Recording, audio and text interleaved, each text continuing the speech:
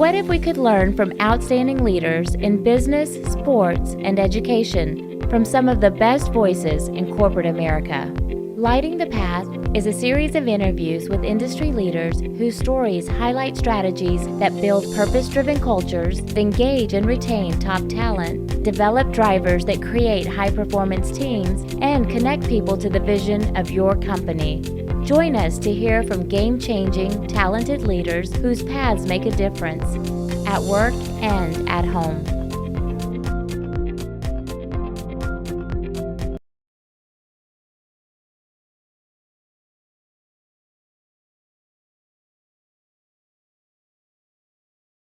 Our guest today has got a very special message for you. And the reason why is because of the chaotic times that we're in, both in society and business in particular. There's a compression of pressure on how do we maximize productivity, especially if look at a workforce that some is remote, some is in the office. What do we do? Leaders are struggling with how do you increase performance? And the good news for you is our guest today is an expert in this area. Shawn Shewchuk is he calls himself a serial entrepreneur. Has been involved with more startups than you have fingers on your hand, just so you know that. And the cool thing about it is that he has a formulaic approach to just helping people increase their ability to perform at levels that are way beyond average. And talking with him, I love the way his mind works. So Shawn, welcome to our show. Thank you for having me. It's good to be here. Super. Shawn, it's special when we were talking before we got online about this word productivity, and I love this thing. It's like it reminded me of Demings in the 60s came up with quality, and everything was quality, and it resonated for a while, and then it went by the wayside. Then, later on, it's like we need to establish partnerships with our employees and with our vendors, and now partnerships has kind of deviated. You kind of think productivity is kind of taking that same thing as how do you define it? What's so important about that for people to understand? Good question, or good questions, I guess. And thank you for all of that. It's interesting. Productivity has been a buzzword, I think, for the past, I don't know, we're going to say a couple generations, 2-3 generations, and we've been told we have to become more productive. And leaders are they're encouraged to build higher productivity teams, and the output has to be greater. But interestingly enough, as you alluded to a moment ago, most of us today, if I say to somebody, hey, can you define the term productivity, especially those who are in a leadership role, most people look at me a little bit strange and pause, and I ask why, and they're like, well, it just means more, higher output. And these are all true, but I also can read Webster's dictionary. So how does that apply, a practical approach in real life in your business? And the reality of it is we have to understand first what productivity is and the definition of productivity, not just more, because the average person today in the United States is productive only 4 out of 24 hours. So that's crazy. And productivity is this, and I want to make this, I'm a simple guy. I grew up as a farm kid. So I look at things from a very, you use words like formulaic, and I'm a farm kid. So we're going to come from this angle. Productivity is defined as any action step or activity that moves you in the direction of your goal or objective. So what are you doing right now that's moving the needle, that's moving you forward? So many of us, especially those, and we were talking about entrepreneurship, and Mike, a moment ago, you alluded to entrepreneur or serial entrepreneur that I've said before, and I have. But the average entrepreneur today gets caught up in those things that quote unquote need to get done, and they do need to get done. That's a fact. But the reality of it is, if we're going to increase productivity, you don't need to be doing everything. So there's 3 things that we want to take a look at, and that's download, delegate, and automate. How do we start to do that in our businesses to ensure that we can become more productive? And then there's 3 more words, and that's grow, expand, and scale. Until you start to understand what we're talking about, you can't grow, expand, or scale. One more thing I'll add to that is you can't grow, expand, or scale until you know what you should not be doing.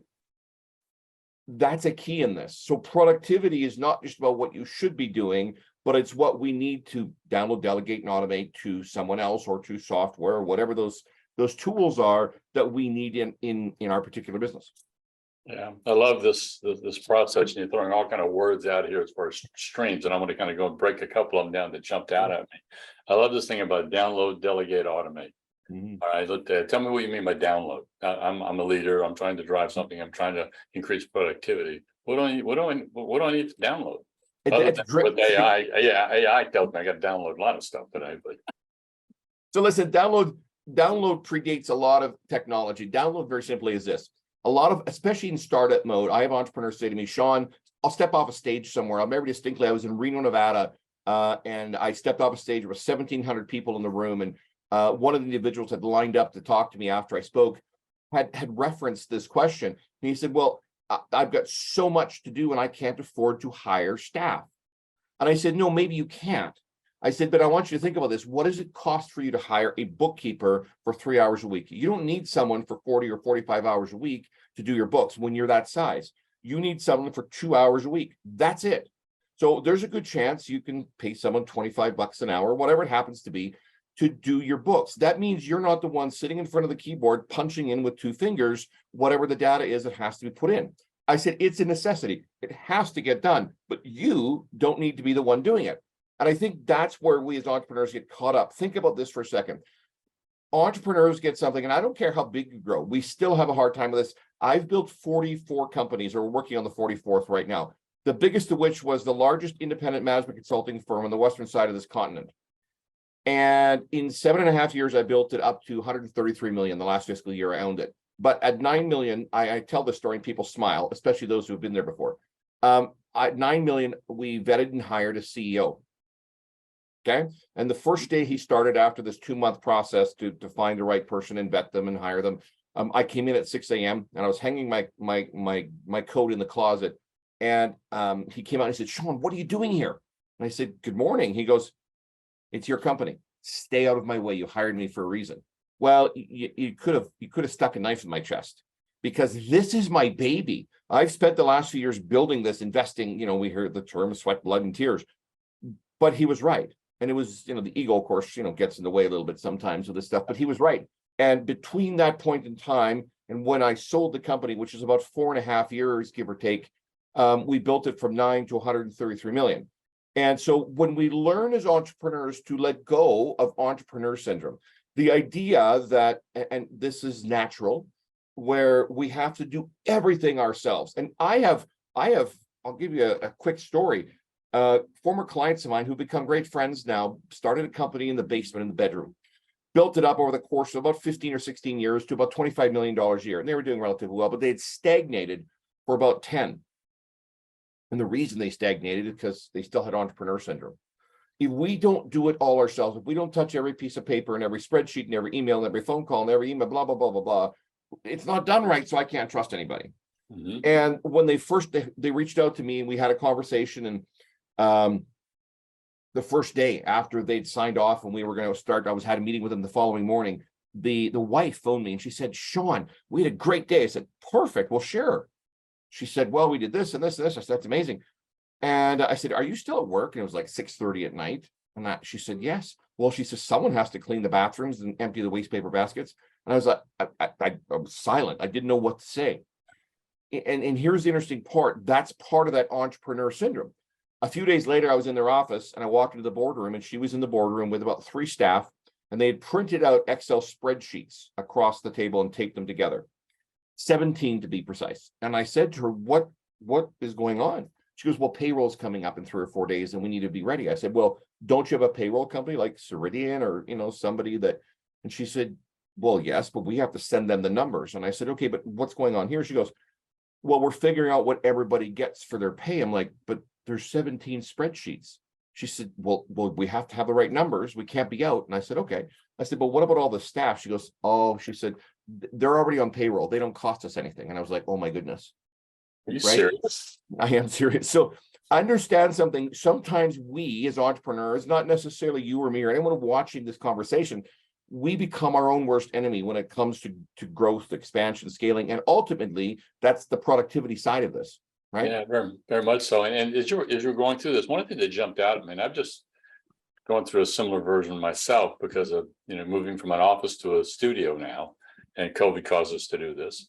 We were talking before, and I have clients all the way up to your part of the world, which is Canada, down south to South Africa. And COVID allowed me to do that. But the only way for me to be able to make that happen was I have a virtual assistant who is much smarter, much more talented than I am with certain things.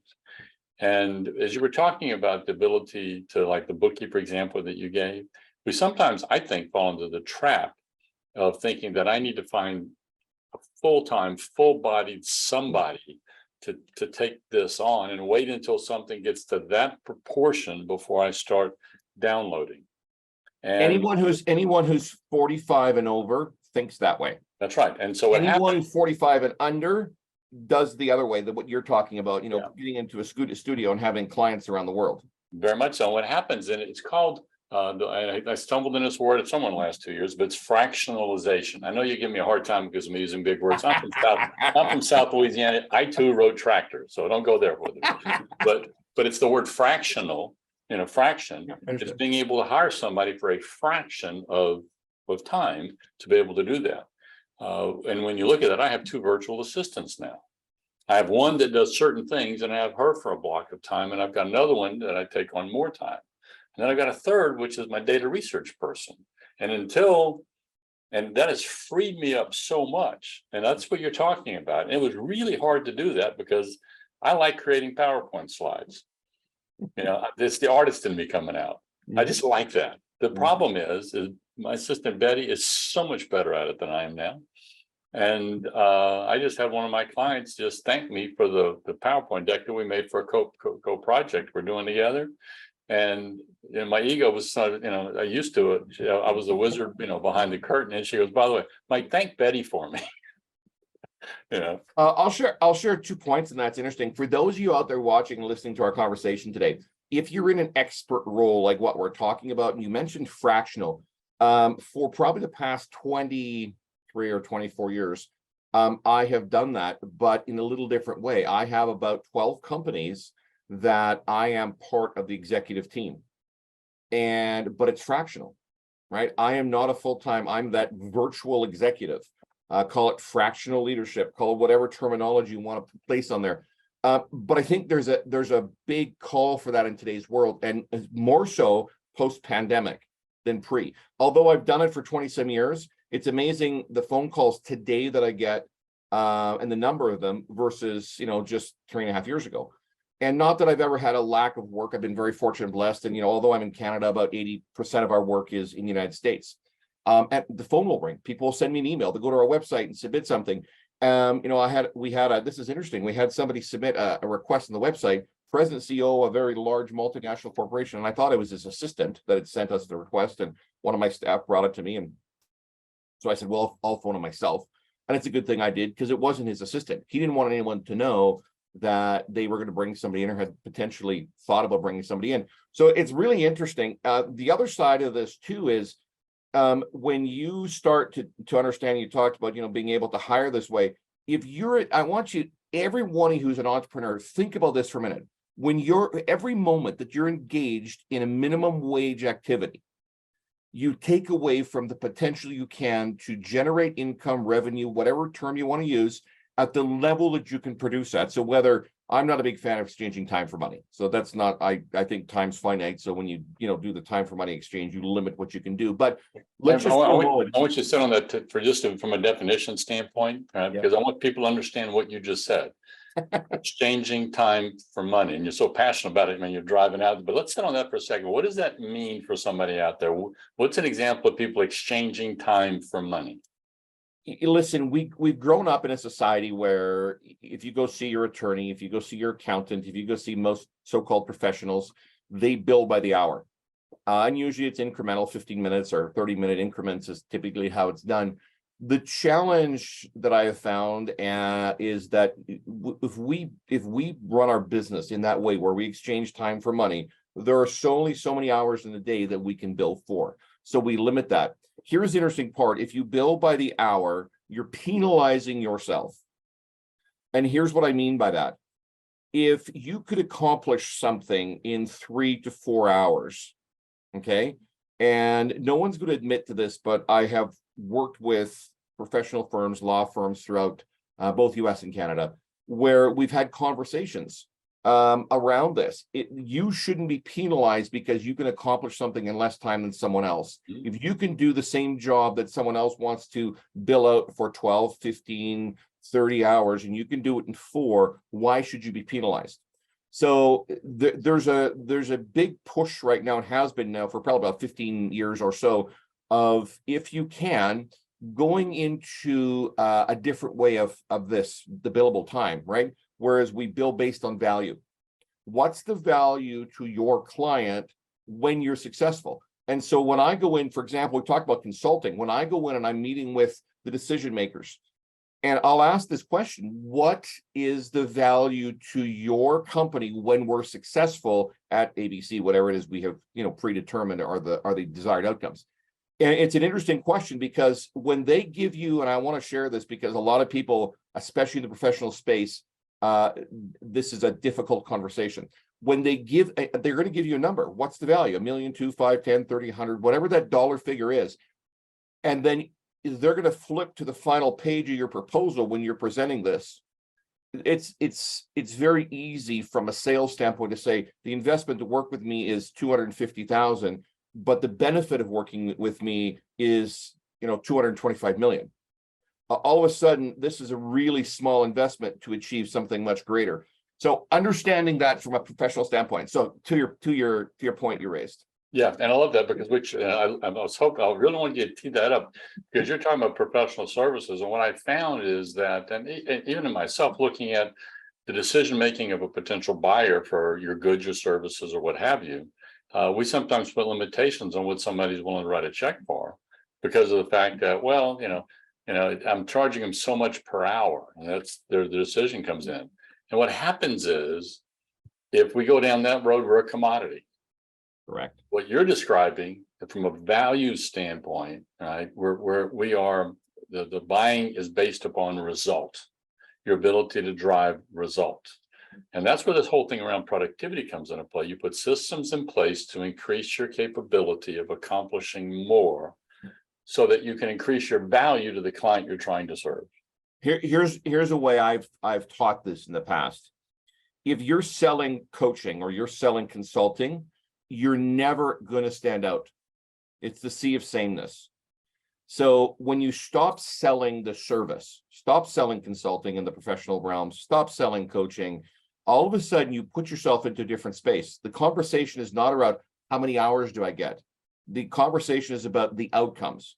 And if we understand, for those of us who are playing at a high level, if you're going to sell based upon what the service is, to coaching or consulting or whatever the professional service is, the problem is you are no different than every other, and I use this term tongue in cheek, every other swamp donkey that can go set up a website or hang a shingle at front saying, I'm a consultant.